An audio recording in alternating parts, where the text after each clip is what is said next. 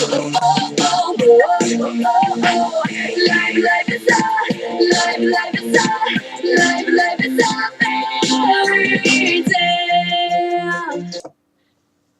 everyone, you're watching The Esperanza 243. That'll help.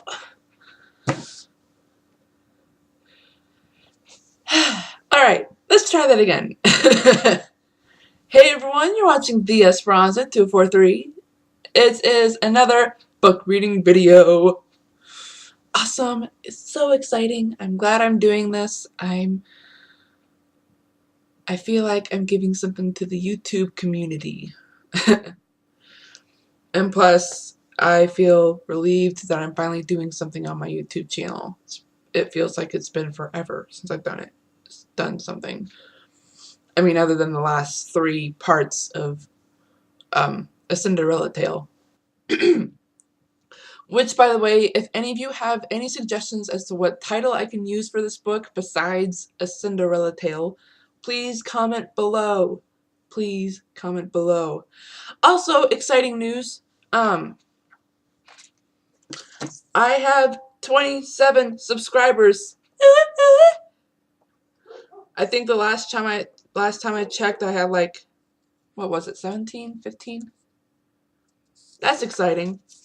And also my uploaded my uploaded videos count, my upload video views count has increased.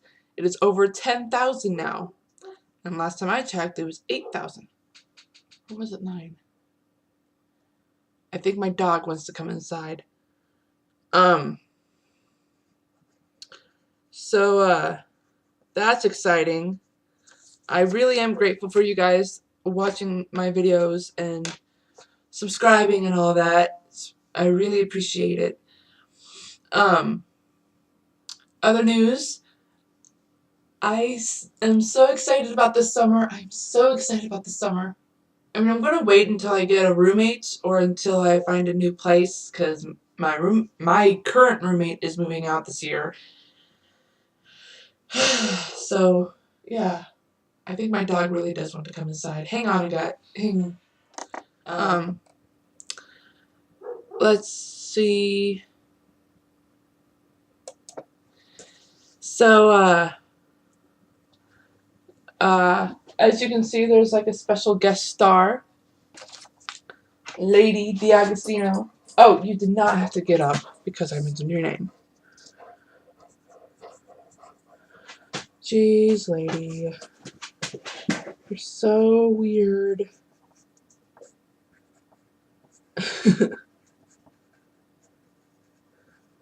I have before E except after C. Good rule to use.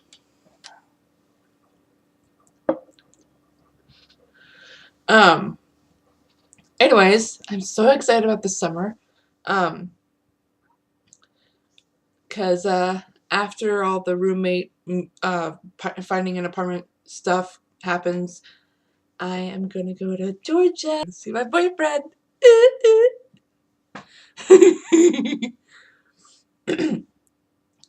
Also, as I know I talked too much in my last video before I did the reading, but I just wanted to mention a few more things about the last book about the book I was talking about in my last video, Trouble in the Making. I got some good news about that. I have been working on chapter 6, my best friend has been working on chapter 6. I keep messing up on which chapters we're working on. Anyways, my best friend has been working on chapter 6. Wait a second. I thought I was doing the third narration.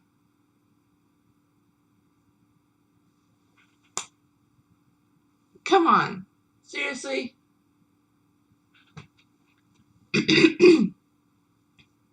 Anyways, I guess we were kind of working together on chapter 6 go ahead, leave if you want, leave the door wide open for everyone to see your kennel, go on. She's such a goofball. What is it? Smell the pizza?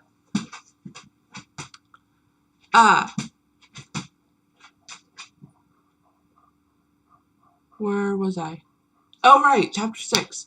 I have got to tell you, this is the longest chapter this book is going to have. And it's definitely the chapter where we push the antagonist off the edge. Yes, I'm pulling your tail. You know why? Because I'm crazy. Yes, you heard me. I'm crazy. What is it? What is it? What is it? What is it? What is it? What is it? That's my dog. Out. Out. Now.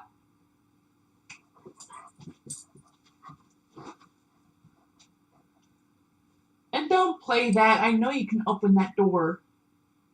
Go on. Out. The very talented lady. I'm not going to say the last name.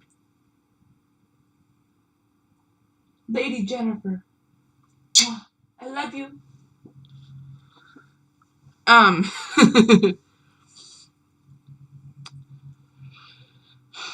As I said, chapter 6 is the longest chapter this book is going to have. And it's definitely the chapter where it pushes the antagonist off the edge. And I cannot tell you any more. Only that it's got the most intense, the most detailed scene I have ever written.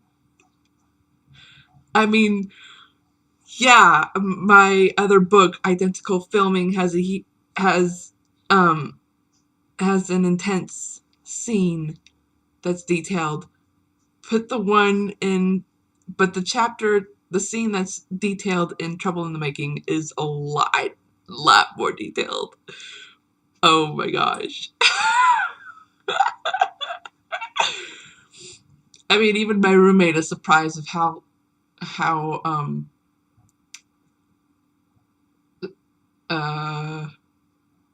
I'm not gonna say it. I mean, I'm kind of embarrassed to say it. But I'm proud of these scenes. I mean, it's what makes the book better. It's what... I mean, I gotta explore all kinds of genres, and... I mean, Trouble in the Making, it's definitely going to be the most adult book I've ever written, and it's going to be really interesting.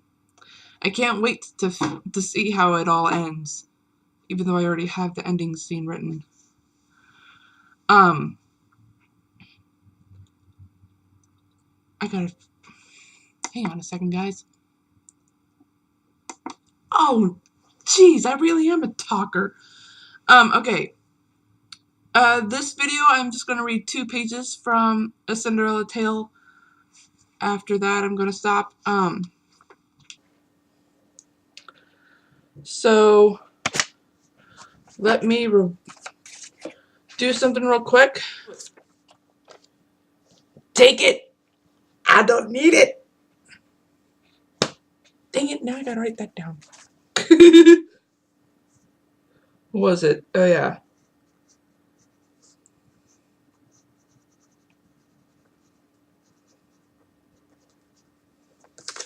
Okay, that's enough. I gotta stop. Next video, I'm seriously cutting down my talking. Let's read, shall we? A Cinderella Tale.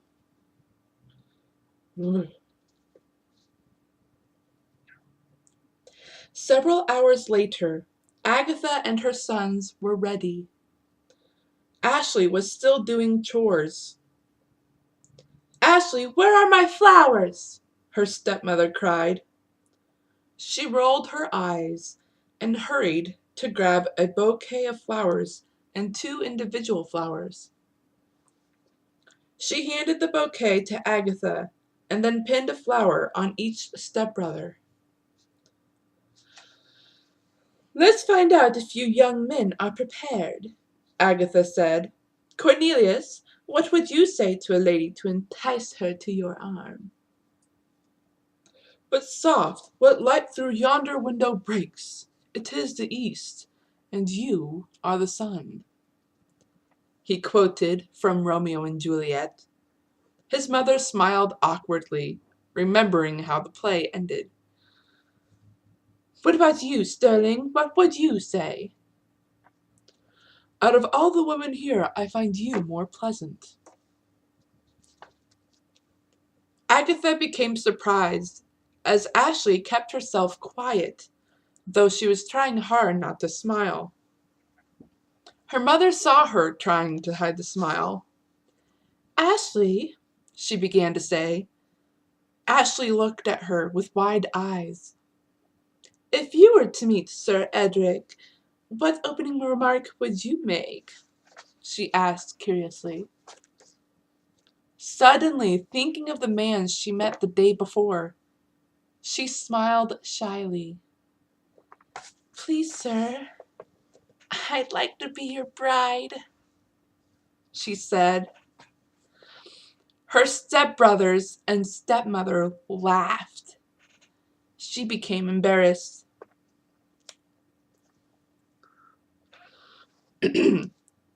Suddenly, there was a knock at the door. She answered it. The caller was a thin man wearing a fancy outfit. He looked at her. "The carriage awaits," he said. She smiled in thanks and turned toward her stepfamily. "The carriage is waiting," she told them. She sighed dreamily. "Oh, how I wish I could go with you." Her stepfamily laughed again. "How absurd," Sterling commented. He kept himself brief, trying not to hurt her feelings. His family continued laughing. "Imagine you at the ball," Agatha laughed. "With your smudged face and tattered dress," Cornelius said. The laughing died down, but Ashley's face was still red from embarrassment. "Now, boys, be proper. We must be off," Agatha told them. She looked at her stepdaughter. "I want you to have those chores done by the time we get back. 30 minutes past midnight." "I mean it," she said sternly. She sighed, pleasantly happy that was said. She walked toward the front door with her bouquet. "Ashley, do you have our scents?" Ashley sadly picked up a little bottle with a squeeze ball attached to it. As her stepmother passed her, she sprayed her with perfume. She picked up the other bottle and did the same to her stepbrothers. After opening the door for them, she watched the carriage drive off toward Sir Edric's house. Then she went off to the little room connected to the dining room and sat in her chair. Despite the laughter that made her turn red, she was happy. "In my own little corner, in my own little chair, I can be whatever I want to be," she said. She suddenly started to sing. "On the wings of my fancy, I can fly anywhere, and the world will open its arms to me. I'm at Sir Edric's house, of all places. I am chatting with the sire, lord, and missus, and the color of my two stepbrothers' faces are a queer sort of sour apple cream." She made a funny face. She looked away from the fireplace. "I am coy and flirtatious when alone with the sire. She looked around with dreamy eyes. Ashley got up from her chair and danced gracefully around the room. Her eyes distractedly looked out a window. She stopped dancing and looked around the room again. I'm the belle of the ball in my own little corner, she sang as she went to her chair. All alone in my own. She sat down. She slouched and hugged herself. I wish I could go to the ball, she thought to herself. It was quiet for a few minutes. Then she started crying. It wasn't a whole minute she was crying when there was a knocking at her front door. Her crying softened as she realized someone was at the door. She got up and answered it. Surprisingly, it was an elderly woman. The woman looked really pretty with her slim dress and blue hooded cape, but she looked so weak. With her was a wicker basket that was covered by a small sheet of fabric. May I help you? Ashley asked as she sniffed. Hello there, miss, she said. Ashley gasped. Her voice was so soft. I would like some help. I'm so far from home, and I am worried I will collapse on my way there. Could you call a carriage for me, please? Oh, of course, she replied. Please come in. The elderly woman slowly walked into her house. Ashley helped her to a chair. Thank you, miss, for your kind gestures. It is my pleasure, ma'am, she said. Ashley rushed off to a phone and called for a carriage. When she returned, she had a smile on her face. Your ride will be here soon. The elderly woman looked at her curiously.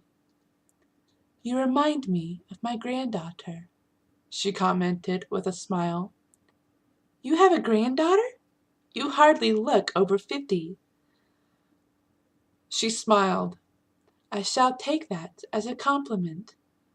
I ought to tell you, my granddaughter was supposed to go to the ball tonight. She ended up going on a date with a suitor. She sighed. What a fine suitor he is. I am certain you are happy for her, ma'am. What did I do with that pencil?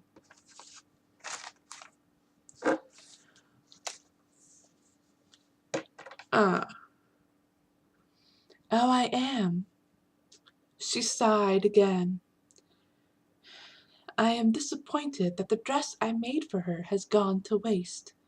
It is such a fine dress. I do not know what to do with it.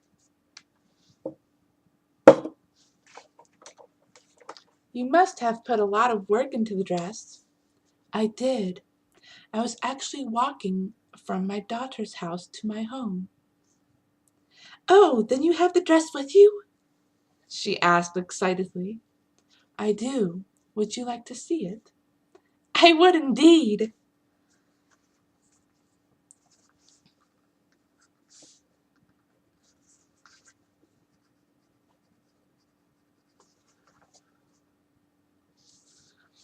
The elderly woman got up, uncovered her wicker basket, and pulled out a dress. Ashley gasped at its beauty. It was long and flowing with materials the color of mauve. The dress had short sleeves, almost spaghetti straps, which could be adjusted. The dress was sparkled as well.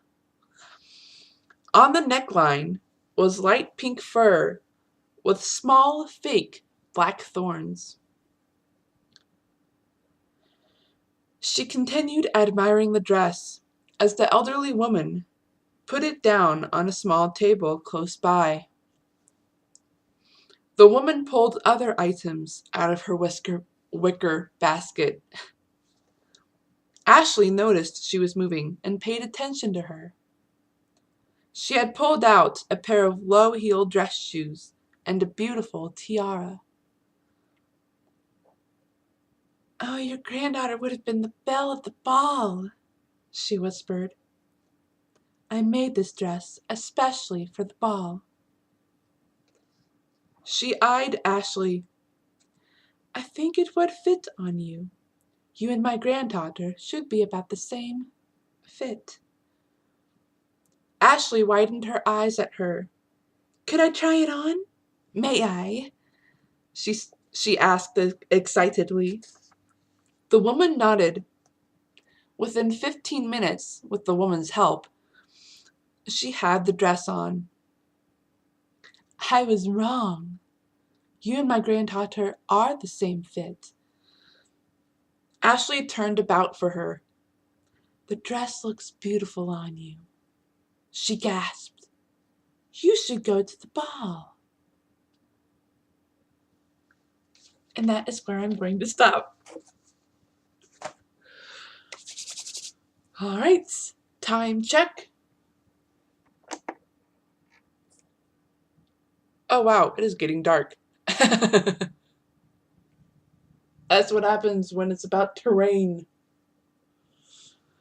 Aw, man.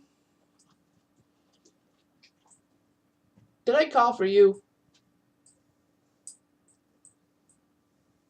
She comes at the weirdest times. Alright, I bid you all farewell. Till the next video.